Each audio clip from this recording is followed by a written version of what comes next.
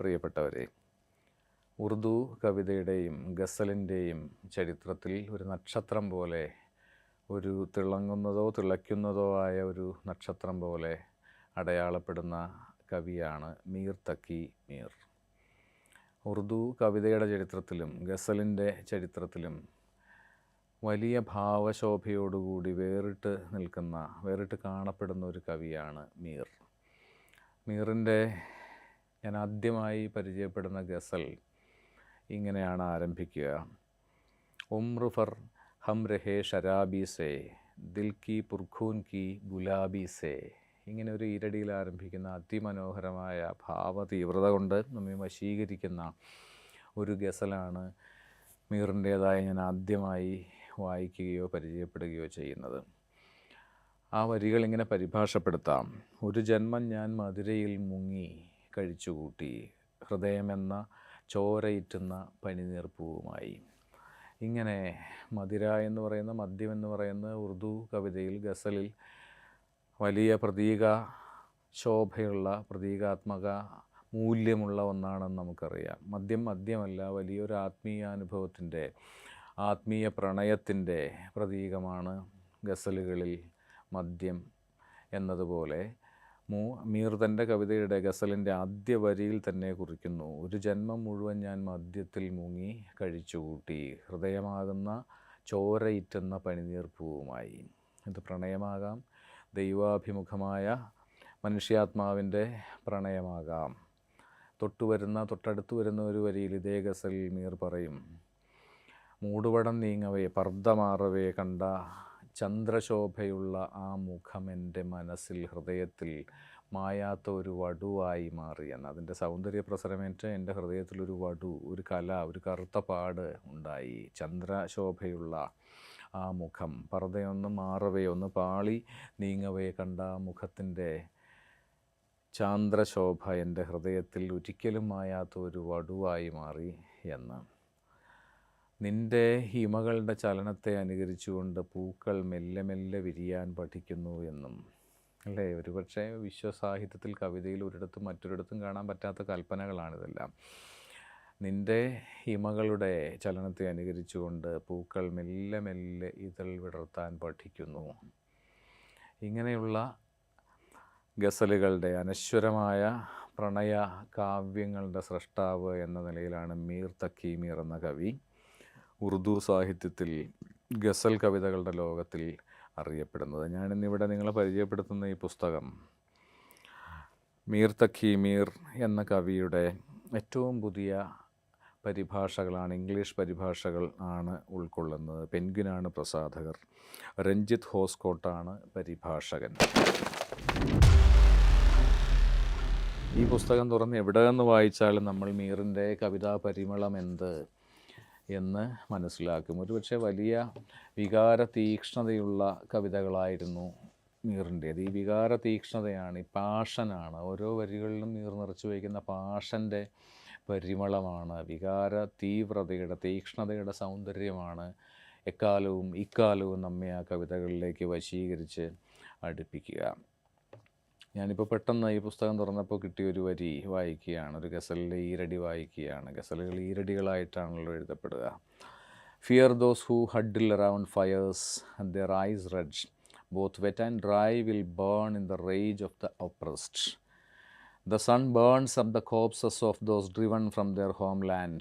Your lane did not offer them even the shadow of a wall.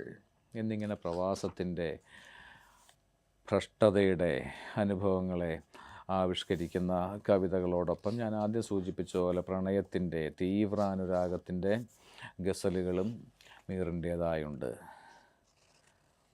Let my heart settle somewhere, I will dazzle you with colors, daub myself with my blood tears, burn myself with roses. Let my heart settle somewhere, I will dazzle you with colors, daub myself with my blood tears, burn myself with roses. പനിനീർപ്പൂക്കളുടെ സൗന്ദര്യത്തിലും സൗരഭ്യത്തിലും എരിയുന്ന ഒരു മനുഷ്യാത്മാവിനെ പറ്റിയാണ് മീറിൻ്റെ വരികൾ. I will dazzle you with colors, daub myself with my blood tears. എൻ്റെ രക്താഭമായ കണ്ണുനീരുകൊണ്ട് നിന്നെ ഞാൻ അഭിഷേകം ചെയ്യാം. ഞാൻ പനിനീർ പൂക്കളുടെ സൗരഭ്യത്തിലും സൗന്ദര്യത്തിലും സ്വയം എരിഞ്ഞു തീരാം എന്നിങ്ങനെ പറയുന്ന അസാധാരണനായ ഒരു കവി. In the school of love the heart is your guide, prophet heart, direction of prayer heart, God heart. ഇതിലും വലിയ ഒരു ഹൃദയ സത്യവാങ്മൂലം വേറെ നമുക്ക് കവിതയിൽ മറ്റെങ്ങും കണ്ടെത്താനാവില്ല. In the school of love the heart is your guide. പ്രണയവിദ്യാലയത്തിൽ ഹൃദയമാണ് നിങ്ങളുടെ വഴികാട്ടി. പ്രവാചകൻ ഹൃദയം, ദിക്ക് ദിശാസൂചി, ഡയറക്ഷൻ ഓഫ് പ്രയർ, ഏത് ദിക്കിലേക്ക് നോക്കി പ്രാർത്ഥിക്കണമെന്ന് ചോദിച്ചാൽ ഹൃദയത്തിലേക്ക് നോക്കി, ഹൃദയം ചൂണ്ടിക്കാട്ടുന്ന ദിക്കിലേക്ക് നോക്കി പ്രാർത്ഥിക്കുക. ഗോഡ് ഹാർട്ട്, ദൈവം എന്നതും ഹൃദയമാകുന്നു, പ്രവാചകൻ ഹൃദയമാകുന്നു. പ്രാർത്ഥിക്കുമ്പോൾ നിങ്ങൾ അഭിമുഖീകരിക്കേണ്ട ദിക്കും ദിശയും ഹൃദയമാകുന്നു. ഹൃദയ പരമാർത്ഥമാണ് ഒരു വ്യക്തിയുടെ, മനുഷ്യൻ്റെ പരമാർത്ഥം എന്ന് വിചാരിച്ചിരുന്ന വലിയ കാൽപ്പനികനും വലിയ കവിയുമായിരുന്നു Mir തക്കി Mir. An absolute unbeliever he was Mir, who first proclaimed the religion of love. പ്രണയമതം പ്രഖ്യാപിച്ച അവിശ്വാസിയായിരുന്നു, പരിപൂർണ അവിശ്വാസിയായിരുന്നു മീർ എന്ന ഇതേ കവിതയിൽ മീർ തക്കി മീർ എഴുതുന്നു. പ്രണയം എന്ന മതത്തിനപ്പുറം ഒരു വിശ്വാസമില്ല, മതമില്ല, ദൈവമില്ല, പ്രവാചകനില്ല, പ്രാർത്ഥനയില്ല എന്ന് മീർ ആവർത്തിച്ചുകൊണ്ടേയിരുന്നു തൻ്റെ കവിതകളിലൂടെ. To the eye that can see the world is a hall of mirrors, a face flashes out from between its walls. ലോകമെന്ന് പറയുന്നത് കണ്ണാടികളുടെ ഒരിടനാഴിയാകുന്നു. A face flashes out from between its walls, അതിൻ്റെ കണ്ണാടി ചുവരുകൾക്കിടയിലൂടെ ഒരു മുഖം ഇങ്ങനെ മിന്നിക്കടന്നു പോകുന്നു. The world used to be his true eye, now he's the world's true eye, from that once this kaleidoscope and here my wisdom runs out.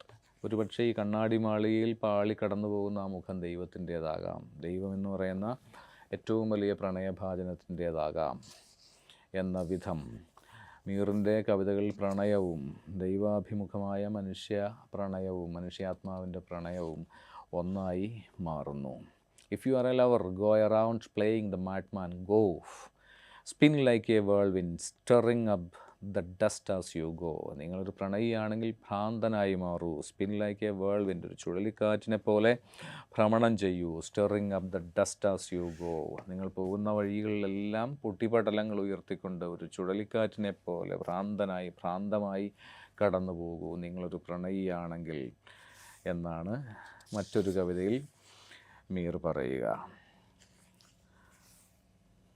ഇനിയും ഏറെ ഉദാഹരണങ്ങൾ ഉദ്ധരിക്കേണ്ടതുണ്ട് ഈ കവിതയുടെയും പ്രകൃതം വ്യക്തമാക്കാനെന്ന് ഞാൻ വിചാരിക്കുന്നില്ല. പ്രണയത്തെ ഏറ്റവും തീവ്രമായ, ഭാവാത്മകമായ, ലിറിക്കലായ ഒരു മനുഷ്യവികാരമാക്കി ആവിഷ്കരിച്ച ഉറുദു കവികളിൽ, ഗസൽ കവികളിൽ ഒരാളായിരുന്നു. വികാരാവിഷ്ടത കൊണ്ട് നമ്മെ വശീകരിക്കുന്ന ഗസൽ കവികളിൽ ഒരാളായിരുന്നു മീർ തക്കി മീർ. മീറിലേക്കുള്ളൊരു പ്രവേശകം എന്ന നിലയിൽ രഞ്ജിത്ത് ഹോസ്കോട്ട് പരിഭാഷപ്പെടുത്തി പെൻഗ്വിൻ ഈ അടുത്ത കാലത്ത് പ്രസാധനം ചെയ്ത ഈ പുസ്തകം ഉപകരിക്കും എന്ന് പ്രത്യാശിച്ചുകൊണ്ട് നിർത്തട്ടെ. നന്ദി, നമസ്കാരം.